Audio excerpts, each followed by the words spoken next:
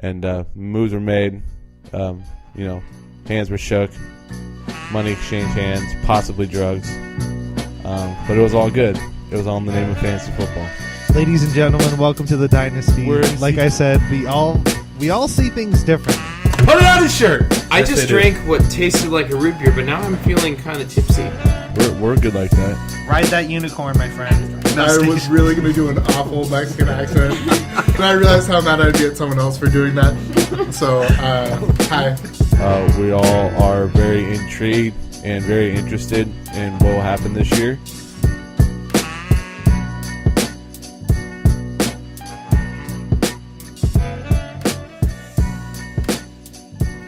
It's 9 p.m. Wednesday evening. This is episode 16 of Season 3 of the Dynasty. We are a seasonal fantasy football podcast in which 12 friends enter, one leaves champion. I am Peter Livingston, joined tonight by my brother in champion, Tim Livingston. Tim, say hello. Hey! How we doing? And my other significant other. Oh, God. What? What's happening? You guys are going to touch each other now? He's too far away. Do I need to leave?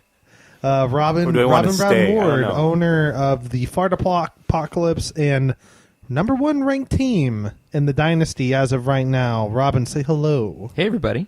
How's it feel being number one team in? This is familiar territory, and I know how it can end in both directions. So, I'm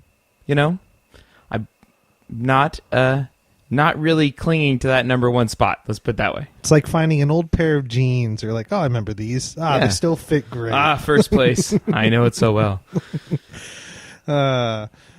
So we got a lot of stuff to go. We're going to be previewing week 2 in the NFL. We got some news and notes. We already did our recap episode. Can I just interject for just a second here? Please do. So Oh, God. I feel like Miller missed a huge marketing opportunity. Okay. So what if it was Miller 69?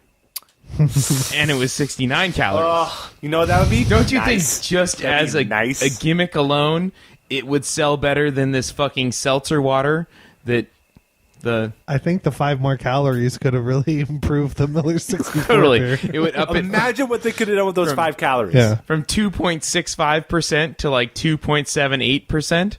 And 2.69%. nonetheless, the innuendo could also be utilized in the bottling, perhaps a different shaped bottle. The labeling? Yeah. The labeling? Of course. I mean, the 6 and the 9, I think they really missed a huge opportunity here. Pete, why on earth do I have a Miller 64 in my hand? It's a great question, and I was going to say that I think that in a way this is my punishment for losing to Tahir, No because lie. I was quickly going through running errands, had my daughter with me, saw Miller 64 on sale, bought an 18-pack for like $11, had no idea that it's like 2.5% alcohol by volume, which is probably not even technically beer. It's just it's a light version of light beer, and that's how I'm I have not it. 100% sure who the third stooge is in our league, but I know who the first two are. That's a good one. Whether you, Pete's drinking because he doesn't want to answer. Pete just took a big old sip because he doesn't want to answer that one. Yeah. So that is my my punishment is that I have to get through Yeah. a case of these. I think that's as worthy a punishment as any, really. I mean, I would actually say that as far as beer-related punishments in this league goes, being subjected to only Miller 64 for an extended period of time is a pretty terrible bet seriously, loss. it's honestly like seltzer water that someone may have peed in. Yeah. There's not much to Like it. you're not quite sure if they did or not, but you know something's not right. And here's the other thing. It's like someone took Natty Ice and put Arrowhead lime sparkling water inside. No. No? That's way more flavor. Okay, all right. I'm giving it way too much credit. You know what's- way too much credit. You know what's crazy is that I went and I looked and I was looking at the Miller beer products, and Miller Lite, the light beer, is like 4.6 or 4.8 or something like that alcohol by volume, and it's still only like 86 like calories. Yeah. So it's like, what the fuck went wrong with the Miller 64? You're looking at a huge Miller Lite I fan love here. Miller Lite. That's part of the reason why I was like, So- fuck it, let's go with 64.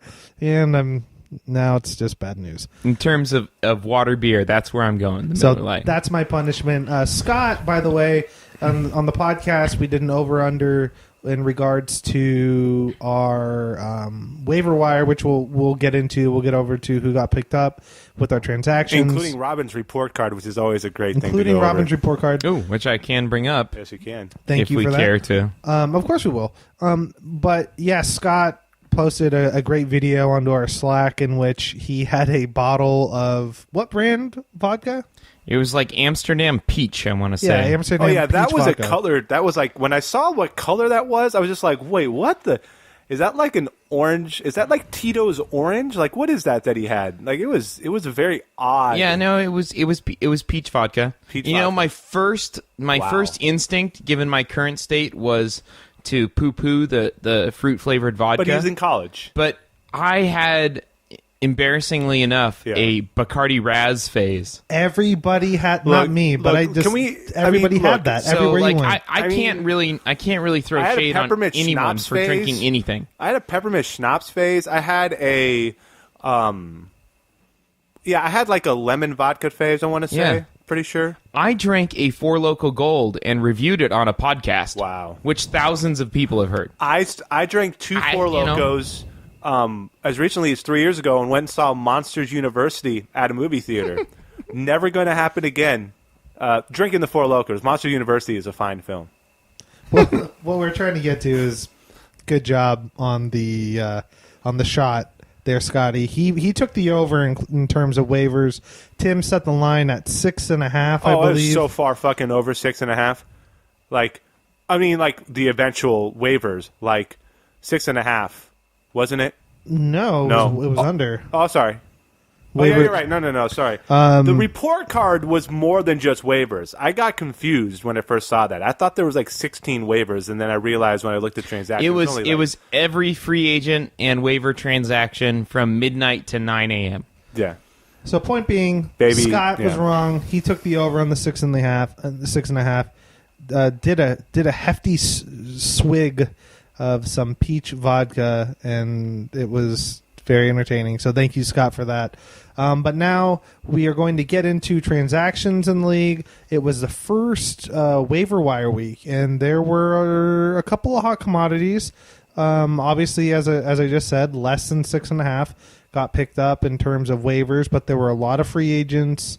And Robin did a report card, and he's going to quickly go through those right now. I am.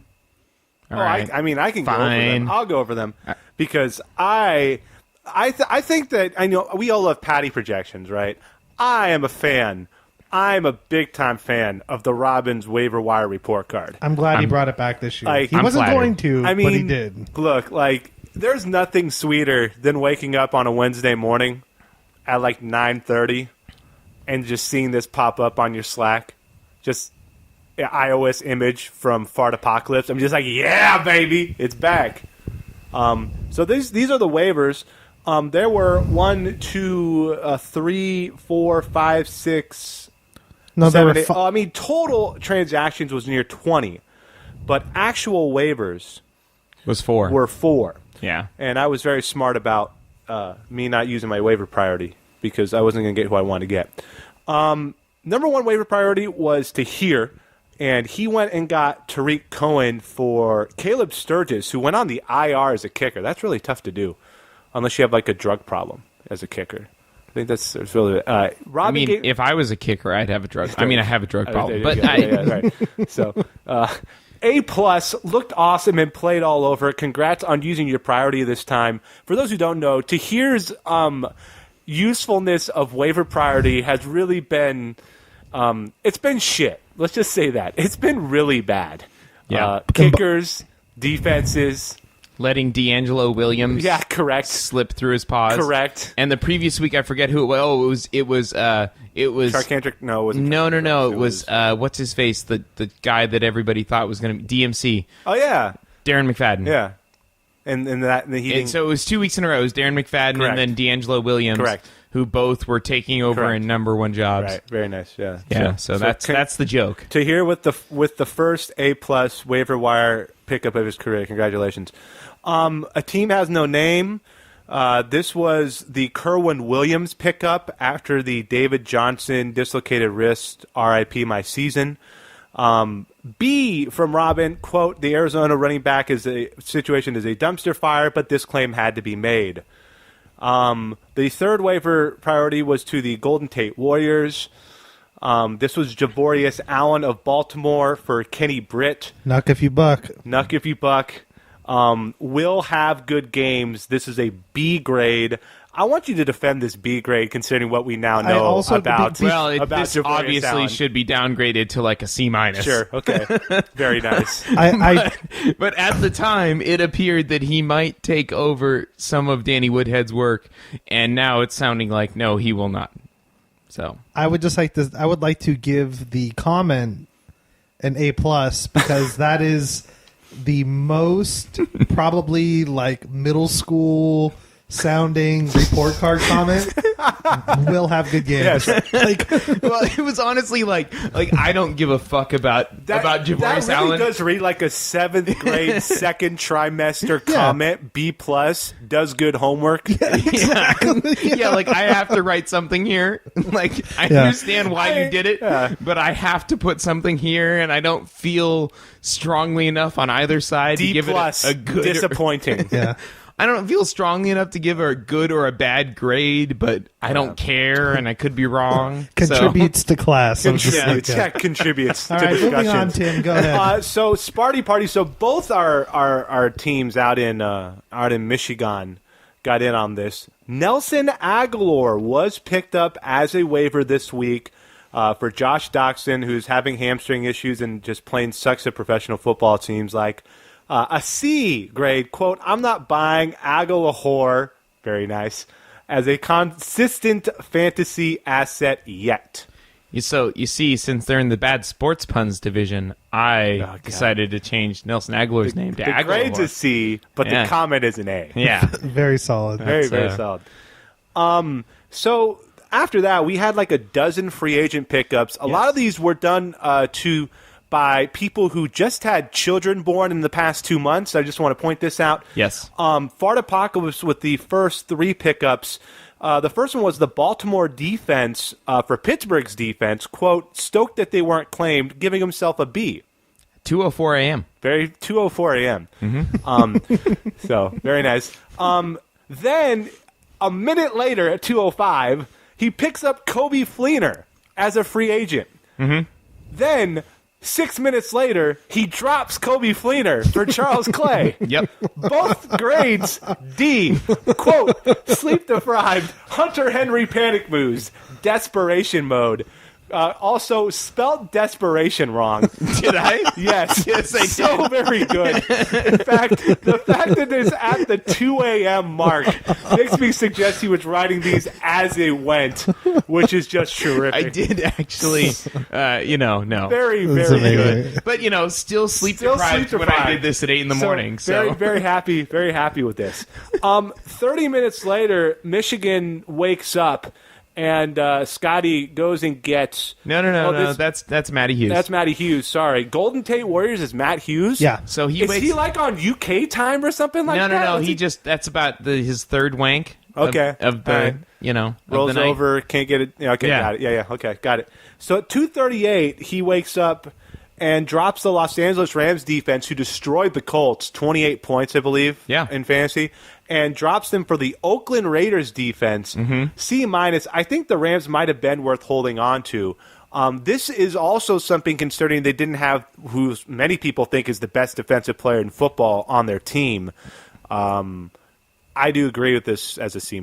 This is definitely a Coors Light. I honestly think this is one of those defense that you probably could ride most of the season, and I think that defense will either get claimed possibly, right, or it will absolutely be started on Sunday. Yeah, that's gonna get started on but Sunday. it might be claimed for one of these people that's in a close matchup. But the lost they looked freaking awesome. And I don't know, like I'm streaming defenses, but part of why I was so stoked that Baltimore landed was that I think Baltimore's going to be a pretty good option most weeks going forward. So, and I think Pittsburgh's defense is good, but I think they could also get in some games where they go up big time and end up giving some garbage time points up just because they're up 38-7 and not have as be as good of a game. So I don't know. I think I'm not sure that the Rams will score more than Oakland this week, but I think that going forward. But I think going forward, they're going to be a week-to-week option. One thing that's going to be interesting is Arizona's offense is going to be shit. Exactly. San Francisco's offense is going to be shit. And the Seahawks have already looked like they struggle. And that defensive front for the Rams is going to get after Russell Wilson. So. And that offensive line in Seattle is terrible. Yeah. The best offense in the division has a terrible offensive line. Right. And that plays right to the strength of the Rams. I think that they're going to have a lot of really good games. So there you go. So Joe does not have a newborn child. However, I think he still might be on that time frame. He wakes up at 3 a.m. and decides to add Kendall Wright. Just decides to add him. C- from Robin, quote, feels like a wide receiver in Chicago, not playable at the moment. Very true. Yeah. Very, very true. Except for Cohen, who is like their new wide receiver one and scat back. Then 6 minutes later, Hughes, still up at 3 a.m, fourth wank, decides to go and get Kobe Fleener and drops the Kansas City defense. B move, tight end, such a wasteland, poke and pray. Coincidentally, what Hughes is probably doing at 3 a.m. I mean, he's like, I think it's a reasonable possibility. Elliott doing very much an Elliott move, waking up at 5 a.m. I think that's actually when he normally wakes up. To be honest with you, goes and gets Marquise Lee. This is in lieu of Allen Robinson losing his ACL for the season. And he drops him for Eric Decker, who fell flat on his face, literally, in his debut with the Titans. Accurate. C+. I like Lee more than Hearns, but maybe no better than Decker. That's actually accurate. Marquise Lee would be the slot guy for Jacksonville. He still has Blake Bortles throwing footballs to him. He was their number one wide receiver last year. He was, but that was almost... It was an anomaly because, for whatever reason, Robinson and Hearns didn't have the pure numbers. Lee just ended up getting the touchdown. So that happens, and then he makes another move for James White because nobody knows what the fuck is going on at running back for the Patriots. Mike Gillislee got 3 touchdowns, but you never know. Mm-hmm. I mean, you really don't know. James White, he got the quote-unquote start, and you could have a big game against the New Orleans defense, which is not a good football defense. Brandon Oliver, backup running back, handcuffed to Melvin Gordon. It's pretty clear that Melvin Gordon is the only dude. Yeah, he's pretty good at professional going football. On there. Andre Ellington, who now supposedly is going to be the every down back with... I mean, Kerwin Williams will be maybe the change of pace. I have no idea now. You know, this one should get a much lower grade than it got, and I don't know why I gave it the one that I did, but in about 3 more transactions, we'll get to why it should be a lower grade. Because, oh man, Andre Ellington. So yeah, I gave this one a C, and my comment is meh, AZ running back dumpster fire. AZ dumpster fire. So. Very much so. Tampa Bay's defense gets picked up. They could be an every week play, quote, no bye week because of the fact that they technically have already had their bye week. Mm-hmm. That's an A- move, dropping Buffalo's defense for Elliott. And this is an unprecedentedly high grade for a defensive pickup. Yeah. Number 1, no waiver was used, so that's a bonus. Yeah, not and a defense that I think has some pretty good potential. So the other one's Alex Smith. Elliott picks him up for Sterling Shepard. He likes Shepard's long-term value, but Smith has a ton of weapons. That's a B- move, mainly because now Elliott's going to have to choose between quarterbacks. Mm-hmm. Pete, I want your input on this too, and you too, Robin. Well, what is it about quarterback play? Do you want to have a decision every week? Do you just want one quarterback to rely on? Like, I have a feeling that if you're trying to make a decision between quarterbacks, that that seems like a move that you really don't want to make. Yeah, I prefer not to, but I don't hate having two good quarterbacks on your team. I only carry one right now, and I'll have to figure out what to do come the Oakland bye week. But it just depends. I really subscribe to in our drafting and in fantasy in general that you really got to wait on a quarterback until you feel like you got to steal. Right. Like I don't believe in the first or second or even early third round quarterback picks. I just think like you got to wait till you go, oh my God, Aaron Rodgers landed to me here, and that's when you do it. If you're looking for the statistical measures, variance, standard deviation, those types of things, quarterback has the lowest variance of any position in fantasy football, just because they're going to get a lot of points in the first place, and the distance between your average and your top end quarterbacks really not that much. Yeah. At the running back position, at the wide receiver position, much higher. Yeah. Outside of those outlier years where you have the Peyton Manning 50 touchdown. Right. Tom Brady thrown for 50 touchdowns. Right. So, the Michael Vick 2004 and season. That's a good point to make, because what I just said does not jive at all with what happened in 2013, which ended up winning me the league. There you go. Was that I drafted Peyton Manning in the third round in the opening draft of this league, right, when it was 10 teams. Right. So that was me 21st pick overall, taking Peyton Manning, a quarterback, and when there was no keepers, so it was a regular draft, 10 teams, and it worked out fine, but it was just because I happened to pick the player that probably should have been picked first overall. So the last three here, Giorgio Tavecchio, A, gets picked up for Chris Boswell by Elliott. This is a C, look great, but is it real? Also, kicker grade ceiling is a C, F if you use a waiver. I mean, that's true. I mean, it's a kicker move here. Julius Thomas gets picked up for Andre Ellington. So the Andre Ellington saga for Elliott's team lasts less than 3 hours. So updated D- for the Andre Ellington, Danny Woodhead free agent transaction that occurred. Correct, yeah. I thought about Thomas too, decent touchdown upside. But he does have Smoke and Jay Cutler thrown to him, so I don't know what you do there. And then finally, Greg Zuerlein, the robo-kicker, gets picked up for Matt Forte, who looks like he might be done. This is an F- quote, cuz Tahir. Correct. Very nice. This is 4 waiver claims in all. Drink Scott, we saw that he drank peach vodka, and the over-under of 6.5 that was set by me, he lost. He might be drunk right now. In fact, I have checked Slack. He is drunk right now because college. We have to say this.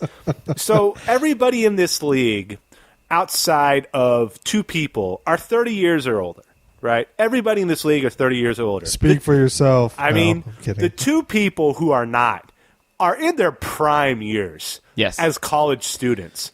And to be able to vicariously live through them is a great joy to me. I feel like I don't see enough sluts. I mean, God. We've talked about it in our Slack numerous occasions.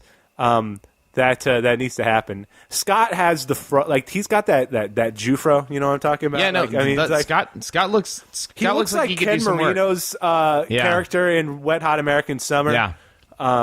If he adopted that look, by the way, with like the too small tank top and the mesh and the short running shorts. Yeah, oh my God! I think it'd work. It could work for you, Scott. And Pat is so his buddy with the glasses that like worships worships him. Is Pat's smooth. Is there a character that can't make eye contact with women? Oh, shots fired. Time out. We would like to say to our Michigonians, we will entertain any and all ways that we can get you to say ridiculous pickup lines to women as the season has begun. Agreed. We have already thrown a few out there for you. Please feel free to use at your discretion. Or indiscretion, really. I mean, yes. It's because that's how crazy it's been. All right, let's jump in the news and notes real quick. One of the big ones that just came out to today, this evening, was actually Jay Ajayi. It was a surprise addition to the injury report. I do not need any more crap to happen to my team. I'm out. That is my thoughts. A back issue is happening. I don't need this. Carrying the Dolphins' offense the last 18 right, months. essentially. But it's just like, oh my God. Other news, there is officially a brand new starting quarterback in the city of Houston, Texas. He is a rookie. He is going to be throwing to one of Tim's wide receivers. He's very happy, I'm assuming, to see. What did he win the Heisman? I was going to say Heisman Trophy winner. No Tim's clue. not paying attention. Deshaun Watson. This is a Deshaun Watson question, and he's texting some I know, slut. Tim doesn't care. Look, Tim so has not acknowledged anything I said at all. I mean, moving on. No, Tim, you missed your chance. Are we talking you missed about- your chance. We're moving on. We're getting through news and notes real quick. You missed your chance. Scott is probably yelling at his phone right now. Damn! 'Cause he knows Damn! exactly who won the Heisman for So- like the last decade. well, Jackson. Interesting thing Jackson last that year, Deshaun Watson 2 years ago. we normally don't talk a lot about defensive players, but Houston defense, J.J. Watt, finger, Too many finger blasts. In Houston. dislocated, I believe, right? Too many finger blasts. Yeah. And then also they just lost Brian Cushing 10 games. for testing positive PEDs. for PEDs. This is his second offense. And then all of a sudden people start talking about like, well, he's been taking PEDs since his high school days in New Jersey. And we're just like, yeah, maybe. But Pete, what was your response to Brian Cushing getting popped for PEDs? Oh, look at Slow turn to James Harrison. Yeah, I mean, correct. yeah. And probably the last significant one is the fact that it looks like Thomas Rawls is going to get the He's start. going to get the nod, but it's an ankle sprain, right? It wasn't a high ankle sprain, but Yeah, but he's still going to be gone, and so as the owner, I think Joe owns him. I think you have to be happy, and I think you have to like the matchup at does home. he have him in there right now? He does not. He does not He does have not. Rawls in. No, he has. I mean, he's hiding Gurley. Right. Rawls right now he is facing the Niners at home. Right. The one thing I will say though is that we said that offensive line is not good. I mean, it's a terrible pass blocking line. It's a decent run blocking line. And but at the moment, Joe's got his Diggs boner going, so he's flexing Odell Beckham, thinking that maybe Odell Beckham doesn't play. he's starting Diggs, Sanders, and Nelson, and then at running back he's just going hide Gurley, which makes sense. I don't think you start Rawls next week. No, I mean it could be the right play, but he's going against Marcos, and he's got to play baseline points. You have to. Yeah. This is not a week to fuck around. Marcos has a legit team, and he has to play the. Marcos losing best last possible week. players. Marcos losing last week was a big surprise to me.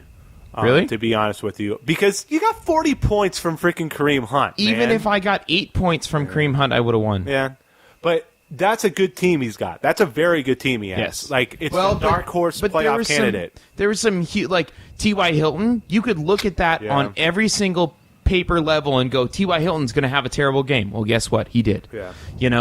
And now he Baldwin having a bad game was a huge surprise. Olsen having a huge bad game was a big surprise. Fournette having a great game was not something I think people were half and half. They were like, okay, Fournette's going to be good, or Fournette's going to be the biggest bust ever. And he turned out to, have a great game. I mean, that's 18 points. Can't ask for much outside of 40 points. Can't really ask for much can't more ask out for of a much rookie. more than that. So, and Cooks getting shut down by Kansas City, that was a pretty big surprise too. So, but like Pete talked about in the podcast that came out yesterday, all the top quarterbacks had bad games, and these are wide receivers linked to top quarterbacks, except for T.Y. Hilton, whose quarterback doesn't exist yet. Right. But it's and even my wide receivers too. I got like a total of 18 points from my wide receivers between what was it? I think I started Julio Jones, Sammy Watkins, and Devontae Adams. Yeah. And got like 18.5 points. Yeah, from it was the three of rough. them. It was rough. It was rough for the wide receiver position. But let's go ahead. That was pretty much the only things that have happened in terms of news and notes from this the past 24 hours or so. Still fairly significant, not going to lie, especially if you're looking at that Texans defense. All of a sudden, it's looking a little bit more vulnerable, and that is not very good. So if you have people that are matched up against the Texans, I don't know if they're as formidable as they probably once were looking into this season. So very interesting stuff there. Let's dive into week 2, gentlemen, and let's go ahead and start with the He-Man Woman Haters Club. Let's start with the number 1 overall seed in our entire Dynasty League. Robin, Fart Apocalypse, is going up against Brienne. Do you need me to bring up the Roto rankings for you too, so you can go over that? Oh no, I don't worry, they're right there. Yeah. Oh, that's look here, guys. I'll just put that right there. You can look at that. Robin has a throbbing erection right now, and he's using it as a pointer. Lifetime 629 career win percentage in Roto in this dynasty. Very sexy. No big deal. We'll get through week 2, and then we can talk about Roto when we once we finish this up, if we have enough time. Here, we'll do a pause. So let's go ahead and dive into week 1. We're going to start with our number 1 seed in the dynasty, Robin, who's going up against Brienne. Baked Brie, Fart Apocalypse, 1-0 against 0-1. I almost said somebody's O has got to go, but somebody's O is already gone, and that was Brienne's last week. Projections for this week, 114 to 93 in favor of Robin. Robin, before we let you, I'll ask you, what stands out to you, but real quick, looking at the big 5 quarterback, 3 wide receivers and running backs, you have Derek Carr, Julio Jones, Demaryius Thomas, Devontae Adams, Shady McCoy, and Kareem Hunt. And then Brian is going with Jameis Winston, Dez Bryant, Mike Wallace, Cooper Kupp, Isaiah Crowell, and Duke Johnson. Looking at this matchup, what stands out to you? Well, Dez Bryant being projected for 11.5 points against Denver is hilarious.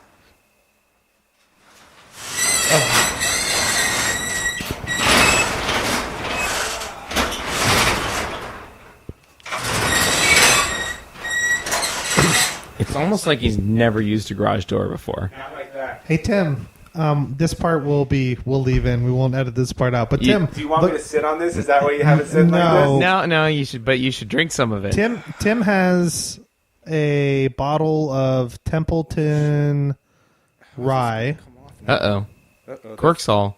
That's not good. You broke the cork too? Oh my God, damn Tim. it, Tim! You know what I did is I said I was going to sit on it, and then it puckered up, and it was like, nope, you're going to have to get through this. Clearly. So Tim, you're doing 2 big swigs of that because rye. I was helping my friend on a job thing. Let me see. Hold He's it up. calling me again. I'm sorry. Neil, then hang up. You better. No, I gotta do it here. No, what are you doing? No, I'm helping him. He's got to do it now.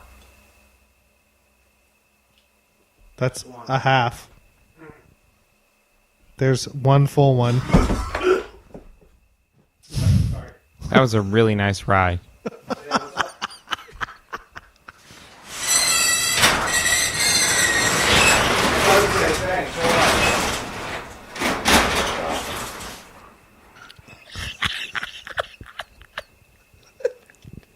I know. Okay. Are we gonna leave this in? I think I might. I might. All right.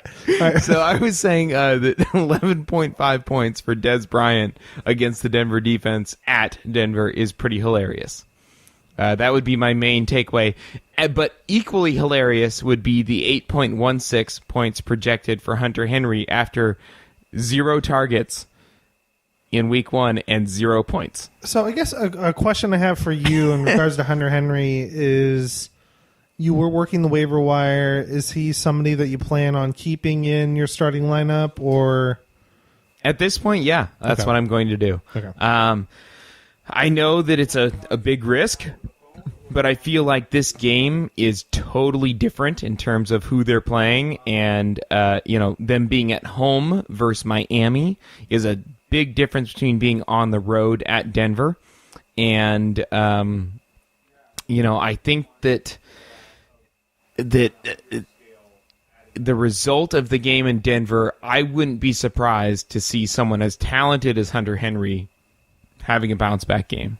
Yeah, and this definitely has the makings of a shootout. You know, the slightly revamped offense of Miami. Jay Cutler seems to be melding really well down there, and he's been pushing the ball down the field a lot more aggressively than Tannehill did. Yep. I definitely think that, you know, there's going to be a lot of targets to go around, of course, down in LA. And I thought that, you know, Hunter Henry, maybe it was just a bad week one matchup against Denver. I was kind of surprised to see him not as involved. But I think if he has another bad game against Miami, like that could be a little worrisome. Yep. If he has another bad game, I'm going to be streaming tight ends. The one thing I'm worried about with this game is they're back home. Antonio Gates is going for the tight end record. It's like, do they try and force feed him red zone targets to get him the touchdown record for tight ends? Like, that's the one thing you have to worry about as Hunter Henry. Yeah, I could see that too. Not that you would be super worried because you are favored by 21 points. But still, it's one of those annoying things. And that's why I picked up Clay too. So if I get gun shy, I'll put Clay in instead, and who I think has a legitimate shot to being, you know, decent option. He got like 8 or 9 targets last week from Tyrod Taylor. Obviously, Tyrod Taylor has a lot of new options to throw to, and Clay is the only one that he feels really comfortable with. So, true, definitely true. So that's why I picked him up, and I just feel like if Fleener couldn't be good with Luck and couldn't be good with New Orleans last year, I just feel like, I don't know. I didn't feel right about I feel like he's just primed to have a dud week. Yeah, I don't blame you. I think the entire nation has been burned by Kobe Fleener for the past like 3 years. Outside of that first year with Andrew Luck. But looking at this game, you know, Brand has Jameis Winston against Chicago. That could be good. But, you know, the Dez Bryant matchup at Denver, you have to be a little bit worried about that. He didn't have the best game last week, especially if they're able to get ahead and feed Ezekiel Elliott. That takes away from his touches. But Mike Wallace definitely always has a big playability going up against Cleveland. Mike Wallace will be like 5 or 19. I think, yeah, exactly. And I think Cooper Kupp is probably, I think that 8 to 9 is about his wheelhouse. Mm-hmm. And I am not buying the Cleveland running backs on the road in Baltimore at all. Not at all. I think that could be, I think the two of them combined might struggle to meet the highest projection of the two of them, which happens to be Duke Johnson at the moment at 7.59. Exactly. Shady McCoy against Carolina is going to be really interesting because Carolina, the defense, you know, they did what they were supposed to do against a not very good offense. They scored 18 points, I think it was. But this is gonna be a good test. They're gonna test their run defense on the road in Carolina. So seeing what Buffalo brings to the table against them, that's gonna be interesting. You know, it could just be by volume alone. McCoy gets his 12 points. I feel like it might be kind of similar scoring to this last week, except that it's because he got a touchdown. Right. What did he score last week? It was 15 points. That could be probably a little bit less than that, but you know, I don't think he'll get 160 yards like he did this last week, but I think he's very much capable of getting 90 and a touchdown. So, right. And then looking at the flex kicker defense, C.J. Anderson, Gano, and then Baltimore with Moncrief, Bryant in Arizona, and I just don't think that you can buy into anything.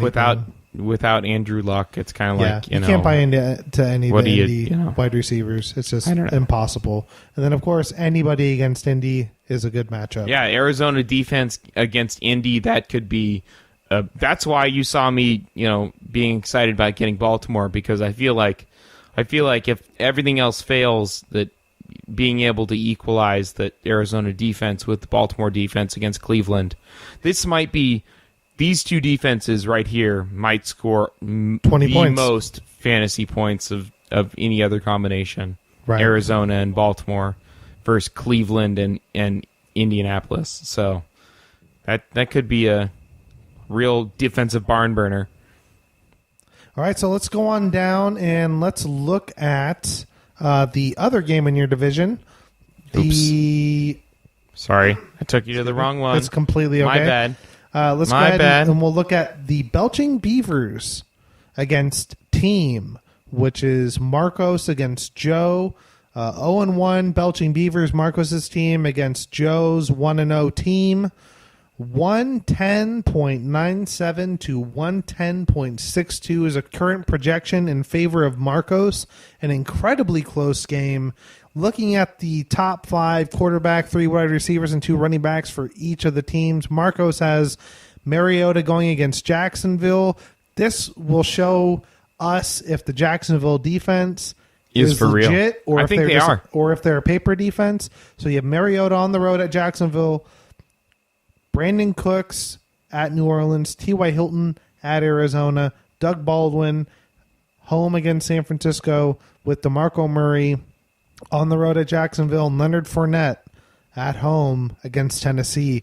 Joe has Russell Wilson at home against San Francisco, Jordy Nelson on the road at Atlanta, Emmanuel Sanders at home against Dallas, Stephon Diggs at Pittsburgh, which could be interesting. Carlos Hyde on the road in Seattle. That's going to be a tough one. And then Todd Gurley at home against Washington. Robin, what stands out to you when you look at this game? The big thing was originally I saw the T.Y. Hilton thing again, but, looking at his bench, he has to start T.Y. Hilton. He's got no choice. I don't think Mixon is a great play against Houston at the flex. I certainly don't think you want to flex both Olsen and Ertz, but I could, see that. And then Giovanni Bernard. So, I see some tough matchups on Marcos's end, but you also have Brandon Cooks looking for a bounce back at New Orleans. I think that could be huge. I think Doug Baldwin's going to go completely ham against the Niners, whose defense did look, pretty good, but I think after a bad Week 1 matchup, I think Doug Baldwin's going to get that 80 yards and a touchdown, something along those lines, against the Niners. And but Leonard Fournette, I think he's going to do great again. I think DeMarco Murray, you'll see about the Jacksonville defense. And then Pierre Garçon against Seattle. I think Marcos has more bad matchups than good ones. Yeah, looking at it. Looking over at Joe's team, you have to like Russell Wilson. You have to think that they're going to throw a lot against San Francisco. Mm-hmm. I'm a little bit intrigued with Nelson at Atlanta, only because Atlanta is a fairly solid defense, and I'm kind of interested to see what they do this week. They had a close game against Chicago, so I'm kind of interested to see how their defense responds. And then Sanders against Dallas is kind of, Sanders is a little bit. I think that entire Denver offense looked pretty darn good on Monday night. And Sanders was inches away from 2 touchdowns, frankly. He missed a couple. From a huge game. And Demaryius Thomas looked right and made some good moves. And C.J. Anderson looked dominant. And I think that Jamal Charles fumbling, I think that's a better offense than people think it is in Denver. So I think Sanders is going to have a good game against Dallas. Joe has to be a little bit worried about Hyde up in Seattle. Yes, definitely. Eifert at Houston. You know what the thing is with Eifert in Houston, though? No more Cushing. I think that he has potential for a good breakout, and then I'm going to be interested to see how Gurley does against somebody that's not the Indianapolis Colts. Yeah. So that'll be interesting to see. So I think there's potential on both sides for some big games, but you do have to kind of give the edge to Joe a little bit in this matchup. I personally, you can see it up on my screen, I picked Marcos at the moment. And I think I did that because I felt that Baldwin and Cooks were going to do something and that Fournette is a legit RB1. Yeah, that's going to be seeing how his 2 running backs bounce back. Well, Fournette will not be bouncing back. He had a great week last week. Yeah. But seeing how DeMarco Murray will perform against Jacksonville will be interesting. And then Fournette at home, with that defense backing him, he's going to get another heavy workload. Yeah. So I can see why you do go with Marcos. And the other thing was that I think when you come down to defenses, sometimes these matchups come down to defenses.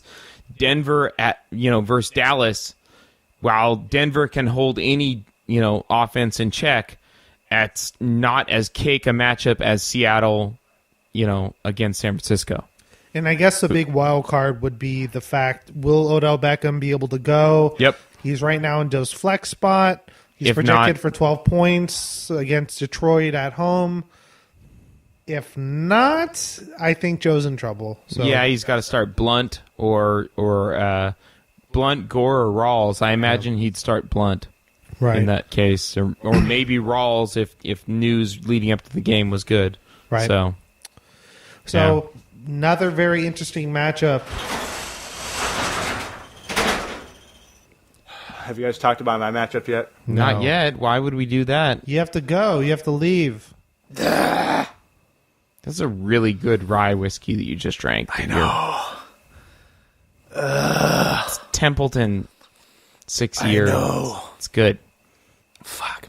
All right, so let's move on to the God Elliott division, where we have the two top dogs facing off. We have the Teabaggers, the number 1 seed in the division, against the number 2 seed, Yo Soy Fiesta. Tahir challenging the champ for the throne, 1-0 against 1-0, the number 3 against number 4 team overall. Right now, we're sitting at 102.8 to 107.5 in favor of Tim. Tim, looking at this matchup, what stands out to you after I go through the Big Five? Jordan Howard. Hang on. After Sorry. I go through the Big Five. Fine. Looking at quarterbacks for Tahir, he has Phillip Rivers, Kelvin Benjamin, Tyreek Hill, and Randall Cobb as his wide receivers, Dalvin Cook and Marshawn Lynch at running back. Tim has Matt Ryan, Larry Fitzgerald, DeAndre Hopkins, and Michael Thomas as his wide receivers, Jordan Howard and Ezekiel Elliott as running backs. Tim, your thoughts on this matchup? I don't like some of this because the fact that I think Jordan Howard is going to get completely, if he's questionable, and the fact that Cohen did as well as he did on Sunday, I think that that's going to eat more into his practice reps. And so I think that 11 is a total just false flag. I think that that's probably too high. On the other end, Coleman against Green Bay, maybe he'll pick up some of the slack there, but I don't have David Johnson. Jamison Crowder, I'm sitting on the bench because I don't want him to face he's facing the Rams, and I think that's a very good defense. But I really, and Gabriel for 9 points seems really, really high. I mean, it would be cool, but I don't really see him taking what could be a big game from Coleman. But I'm very weary because I think that a guy like Kelvin Benjamin, a guy like Lynch against the Jets, a guy like Cohen could have some pretty big games. And the other thing too is that I think that against Washington, Zerline could have a few more field goals because Washington did a good job of keeping Philly from getting into the red zone and getting into the end zone too. So, it's basically a coin flip right now. I probably say that even with all those adjustments, it's still a coin flip, but I'm not exactly stoked on it. I think the one matchup you have to be most worried about is a Marshawn Lynch homecoming game coming back to Oakland, Right in the his cart. hometown, against one of the worst defenses in the NFL. Correct. In the New York Jets. And Correct. he got about 9 points last week and almost no goal line work. Yeah. And I think the fact that we saw Brandon Cook drop multiple touchdowns. Correct. If they're getting it on the 1 or 2 That's yard Jared line, Cook, but yeah. or Amari Cooper. Amari Cooper. Cooper. Sorry. Wrong teams, wrong players. Like, Both what black, the fuck are we you get guys it. talking We about? get it. So that's how I'm feeling. Not feeling good, but I'm also not happy with the fact that I don't have David Johnson and Jordan Howard might be fantasy irrelevant after 2 weeks. So, I'll trade you for Jordan Howard. that's okay. Okay. Shut up. I'm just cautiously pessimistic. Thanks, guys. Sorry I had to cut this short. Bye, Tim. Bye. Thank you for having me in your beautiful cave, your man cave, with your retracting garage door and your Templeton Rye Whiskey. Normal garage door. Don't hurt yourself on the way Yeah, out. just pull it all the way up. Just if you lift it and open it all the way up, you don't have to duck down and have it hit you on the way out. Pull it up. Just like keep going. Pull it up. Pull it all the way. Keep going. There you go. Thank you. After 5 attempts, Tim finally opened and closed a garage door correctly. Hate you, Tim. Tim? All right, and with that, we are moving on to the other game in the division. It is my game in which I face off against the Commissioner. We have the Fighting Sponges against Nate Silver Siths. Nate Silver Sith. So It's a Star Wars reference, Right. And a math nerd reference, that's right? 65, yeah, or whatever Yeah. it is, 469. Yeah, I don't know. I think so. I think it's yes. yeah. It's something to do with 69. Yeah. Current projection is 95.7 to 114.2 in favor of me. Snap! Why you got such a high projection, bro? I don't know. I had a high projection last week and I scored 2 points. Yeah, but well. looking at my top 5, I have Aaron Rodgers as my quarterback, Terrell Pryor, Mike Evans, and Alshon Jeffries as my wide receivers, with Mark Ingram and Jay Ajayi as my running backs. Elliott has Carson Palmer as his quarterback, with Mike Crabtree. Palms are sweaty. Very sweaty. And then Landry and Thielen as his wide receivers, with McCaffrey and Stewart rounding out his running backs. Me looking at this matchup, I'll go before I go to you, Robin, real quick. I'm a little bit worried about some of my matchups. Rodgers on the road at Atlanta. I'm really curious to see how the Atlanta defense does. They're notoriously pretty tough at home, and I don't want another slow start for the first few weeks of the year for Aaron Rodgers. I don't need that. And then will Terrell Pryor hold down a couple of those red zone looks?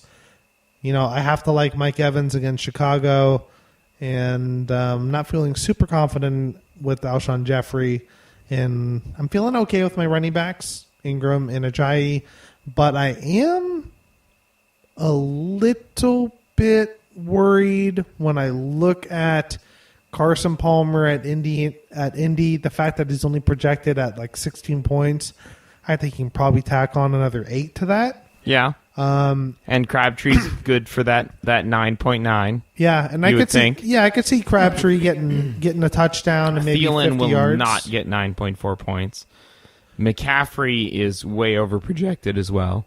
Though, actually, McCaffrey and Stewart, McCaffrey's projected for 10.4 and Stewart's projected for 7.24. I wouldn't be shocked to see the two of them combine for that. Exactly. Which I guess is the strategy here. But And then looking beyond the top 5 at the tight end, flex, kicker, defense, Elliott has Jordan Reed against the LA Rams. yeah, Brandon that's Marshall at Detroit. Mm-hmm. He went and picked up Tavecchio, and then Tampa Bay against Chicago. You know, a lot of new faces there. I am worried about Jordan Reed facing that Rams. You know, the Rams were up against the Colts last week. How real were they? I'm a little bit worried about that possibility. I think the Rams are just fine. Okay. And then with Brandon Marshall, it's completely dependent, as we saw on Odell Beckham. I think if Odell Beckham is there, there's more of a potential for Brandon Marshall to get red zone looks and opportunities. And then I think you're a slam dunk favorite here. And I think that he should be starting James White instead of McCaffrey. Really? Yes. I just do. I don't think that, you watch what McCaffrey did in his role against San Francisco, and I don't, maybe the San Francisco defense is better than Buffalo. I don't think so, but it's not a clear-cut role like that, and I think Stewart has a better chance of falling in the end zone and getting you double-digit points. Or diving. Did you see him diving? Yeah, exactly. My God. And I think that James White, being the kind of more passing down back for New England, could see a lot of run against New Orleans, and I just think that should be in there. So I'm sorry. And I also don't. I'm not buying into Carson Palmer. No, not even against Indy? Not even a little bit. Okay. I Interesting. just don't. I think the 16 points he's projected for is fine, and he could approach 20. But I don't think you're talking about like the 25-point game that you're worried about. I guess my thought process behind it is the fact that DJ's out. Probably going to be. I mean, I'd imagine they're going to go more throw heavy. Yeah, could be. Could be. And that's where I was just going with that. Maybe with game flow and Indy just being such a dumpster fire. I just felt like that maybe a little low of a projection. And yeah, totally. But they're also traveling to Indy, so it's an away game. So I don't know. True. I'm not buying it. I think that offense is going to hurt trying to figure out what to do without David Johnson. And I think even though you think, they're just going to huck it around, well, they're still missing the most dynamic part of their offense, and they have to adjust to that. Right. And I don't think that's going to be an easy one-game adjustment. So, I don't know. All right, let's move on to the final division out of the three, which is the Bad Sports Fun division. And let's go ahead. Let's dive into let's dive into the lower one first. Let's go ahead and dive into Pat and Scott. I was going to say let's do the big one, but in many ways you could say this is the big one. This is a very even matchup. Yeah. We have Sparty Party, Scott's team, against a team has no name, Pat's team. They are the last and second to last place teams, both at 0-1. Current projection is 91.5 to 91.0 in favor of Scott. Robin, give me your assessment on this game and how bad it makes you want to vomit and or have an erection. They each have some good players coming through here. Deshaun Jackson could have a great game against Chicago. Galladay, looked amazing in his first in his debut. I don't think he's going to score that many points against the Giants. So I think that it could be more like a regression to his normal scoring, which will probably be 60 to 70 yards and no touchdowns instead of 80 yards and 2 touchdowns, right? So I think that's on Pat's side for Galladay and Deshaun Jackson. Cam Newton against Buffalo, I don't know. 20 seems like a lot of points, but I could see him figuring that out. Amir Abdullah, he's got him in there. Jacquizz Rodgers, I think that 7.94 is criminally low. Doesn't that seem really low? I think that Jacquizz Rodgers is a cake matchup for him, and that's got to be like, he's going to score 13 plus points. I mean, if you base it off of the workload that he got last year when he filled in, when I picked him up, the guy was getting like 30 touches a game. Exactly. I mean, this could be a 20-point game if he gets a touchdown. I mean, it's 8 points for him. That's a really, really low. And this was one of those players that Pat drafted him because he thought he had 3 games of cake matchups. And unfortunately, the postponement of the first game of the season lost him one of those great matchups. So, but this is still one of them, and I think that could be a ton of points right there. The fact that Kerwin Williams is projected for more seems kind of silly to me. No, I would. Well, it is against Indy. It's so crazy. The whole damn thing is it's so nuts. I mean, yeah. Anybody could score against Indy, I guess. But so Pat's got some good upside there. I mean, it's certainly one of those teams where you look at it and you're like, ooh, that could be, this team could surprise and score 115 points or something like that. And then on Scott's side, you have Dak Prescott, Ted Ginn, Tyrell Williams, Corey Davis, Paul Perkins, Theo Riddick on his side. To me, I see more regression candidates on that side. So, and then Austin Hooper, 2 targets, 2 catches, 1 touchdown. Yeah, I don't know, 130 yards. So, I would imagine that'll be more of a typical tight end line that we've been seeing for most of the tight ends out here, which is like 5 targets, 4 receptions for 60 yards or whatever it is. Which I would have paid money for that last week. But tight end was so horrible last week. yeah. Outside of But I think I give the edge to Pat based on the fact that I think Jaquiz Rogers is going to go nuts. I think Deshaun Jackson's going to have a good game. I think Robbie Anderson could be a great candidate in a shootout type thing against Oakland. yeah, he's their best wide receiver. Yeah. Somebody. It's just like when I got Macklin. Everybody's Yeah. like, but it's it's Baltimore. The fact of the matter is, they're going to throw the ball. They're going to have passing touchdowns. It's not that the Jets Yeah. are never going to score touchdowns. Exactly. Somebody has to, and Robbie Anderson is the number one guy there. So the fact that so many people kind of ho-hum him, it's like, well, somebody has to do Yeah. it in New York. And then the New England defense started by Scott against New Orleans. I don't see how. I know that there are defenses that have scored points against New Orleans, but I feel like that's not a very high percentage play there. Especially on the road. On the road. So I don't know, man. That's at the Superdome. That's crazy. I would pick some. There are several other defenses that I think are way safer. On Pat's side, he's starting Atlanta versus Green Bay, and that on paper sounds bad, but I think the Atlanta defense is probably a good long-term, possibly even keeper defense. So I can see that with the team in his position where he's not really thinking he's going to compete, that maybe just rolling with Atlanta because he has high hopes for it in the future. I think that's fine. The New England defense, I don't know, man. He should have picked up Tampa Bay instead or something like that and rolled with that. Yes, after seeing, I was so surprised when Seattle went on the road to Lambeau Field and it was a 3-0 ball game at halftime. It was absolutely astounding to me. And so I've said this a couple of times, but I am so intrigued by the Sunday night matchup between Atlanta and Green Bay and seeing how not just the Green Bay offense and me being the Aaron Rodgers owner, how they respond. Yeah.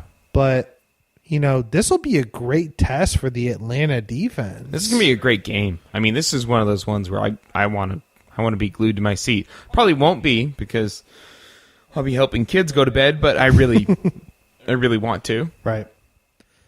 Looking at the benches, nothing super significant. I think the only possible person you would maybe consider flexing in there, if you buy into Jesse James and his 2-touchdown and 20-yard performance that he had last week, if you think he might become a favorite target to Ben Roethlisberger, maybe you consider starting him. And then the other, that's on Pat's side. And then on Scott's side, does Ross get healthy and get to play on the Thursday night game against Houston? Who knows? Man, that's a rough thing to commit to on Thursday night, though. Right. That is a short week. I don't know that I could have the balls to do that.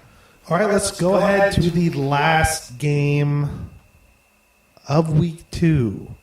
And it's one of the bigger ones. We have Golden Tate Warriors 1-0 against Braggadocious 1-1, also 1-0. We have the Mattel round 1. Matt Hughes against Matt Keyser. Current projection is 115.6 against 122.0 in favor of Matt Keyser. And looking at the top 5, we'll go ahead and we'll break down Matt Keyser's team first. He has Drew Brees at home against New England, A.J. Green at home against Houston, Antonio Brown at home against Minnesota, Keenan Allen at home against Miami, Melvin Gordon at home against Miami, Le'Veon Bell at home against Minnesota. Matt Hughes has Tom Brady on the road at New Orleans. Why am I blanking on Cooper's first name? Amari. Thank you. Amari Cooper at home against the Jets. Golden Tate on the road at the Giants. Devontae Parker on the road. Lamar Miller on the road. Devontae Freeman at home against the Packers. Looking at these matchups, Keyser being a 6.5 point favorite. What are your thoughts? This is unfortunately, Matt, both Matts are good friends of mine, but Matt Hughes is about to get curb stomped. This is a sleeping giant waiting to explode after a 70-point performance in week 1. There are 5 players on this list looking for revenge. And they all have home games. This could be a 150-plus point week from Matt Keyser's team looking at that top 5. I mean, they alone could score 120 points. Not to mention Gronk against New Orleans. Like, are you kidding me? This is bad. This is going to be hard. I think that there's just no way that Keyser's team doesn't go nuts in this matchup. What Matt Hughes is really hoping for is that he's hoping for his main players, his main role players to hold the water, hit their projections, and what he's really hoping to score is the elusive Golden Tate touchdown. He's one of those guys that will get you roughly 100 yards receiving, but what he's really hoping for is a touchdown from him or Parker, or is Lamar Miller able to find the end zone? Yeah. So that's really what he's hoping for. He's kind of hoping for it to stay even keel, and maybe one of his guys can break a big play. He needs Tom Brady to play well and throw touchdowns to Brandon Cooks, and some of these other guys, and not feed Gronk, which I don't see how that. I think that's going to be bad. I think Cooper could have a huge game. I mean, the potential is there. It's at home. I think Cooper could have a huge game, and he really needs it from him. And Tate, kind of a tough matchup on Monday night against Detroit. Against the Giants. They have had a pretty good pass defense. And the Devontae Parker against the Chargers, we saw what they can do. With Denver, they're a solid unit. He needs Freeman to go nuts, and Lamar Miller against Cincinnati on Thursday. Yeah, Ty Montgomery too. I mean, he's got a chance. I think that in the end, Hughes is going to have a good week, but I think it's not going to be enough. Yeah, the matchups are just so good for. I think it's just Keyser, and having that many elite players at home is going to be really. It's going to be near impossible to overcome. So we saw what happened this last week with 70 points from Keyser's team. So it's always possible, but I think that the odds of that happening 2 weeks in a row aren't very good, and I think you got a lot of players that are primed to score. So, yeah, I think Keyser's braggadocious 1+1 team takes this pretty handily. Well, that breaks down week 2 for everybody. We didn't have enough time to dive into Roto. Well, I mean, we could. It's right here. You want to? I mean, you can. We got torpedoed by Tim here. That's true. Tim came to do a podcast and then just spent 10 minutes of it leaving, and then had to take a phone call apparently for somebody, and then left after that, and was in and out opening my garage door on recordings, and it hit him in the head several times because apparently he's never used a garage door before. Son of a bitch. It's I don't know. All right, well, we can talk. We'll talk a few minutes. We'll go long on this podcast, and we'll talk a little bit about Roto. Robin has the lifetime Roto of our Dynasty League dating back to 2013. So the past 5 years. Yeah, and it's actually a pretty nice little pretty nice spreadsheet of all yearly statistics, like every single points for every single week is in this thing. It's kind of fun to toy with here and there, but it's nice to see the actual Roto percentages because your actual wins and losses. I don't know if you want. Do we need to explain Roto to our league? I think. It's just how you fare against everybody Yeah. every week. So, like, if you score the most points in a week, you go 11-0. There's 12 teams, so you can't beat yourself.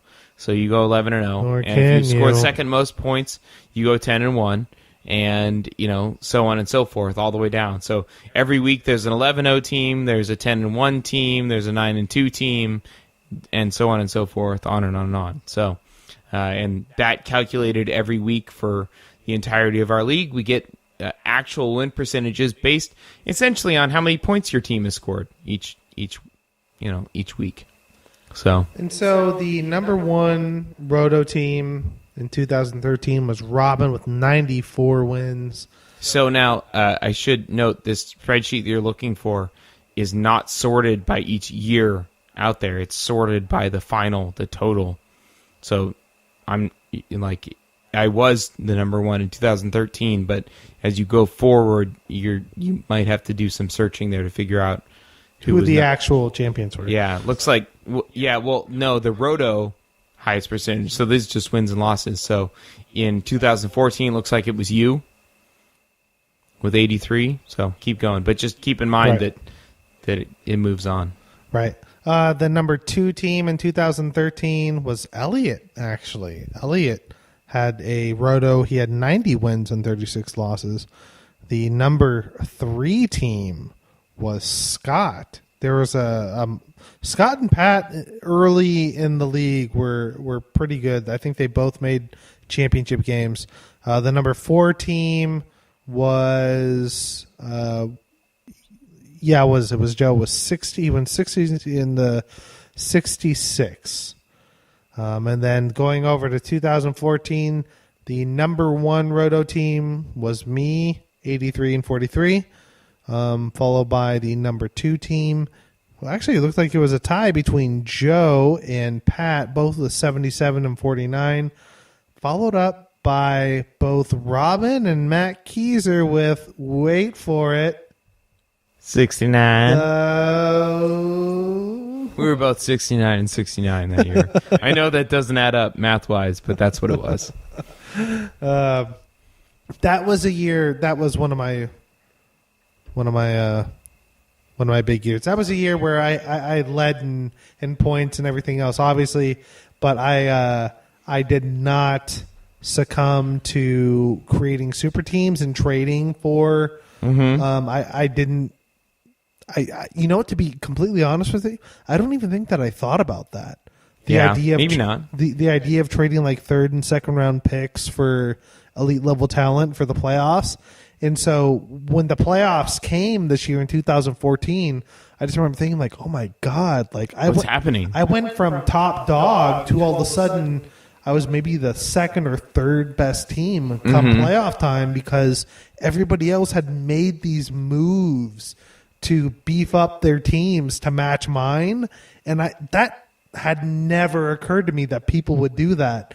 And I ended up losing in the playoffs, I think, by like 2 points to Joe. And then Joe went on to win. But that was a really interesting year. And I think that kind of set the tone for maybe a year or two down the line where all of a sudden people kind of realize that, you know what, when you get to playoff time, if you want to compete with those elite teams, you have to give up something. Yeah. Especially if you want to make that championship push. And then when we go to 2015, the number one team was Robin with 105 wins, which I think is the most. It is. You surpass 100 in losses in a previous year, and Brienne does as well in losses at 101.5. But there are no other 100-win Roto seasons so far.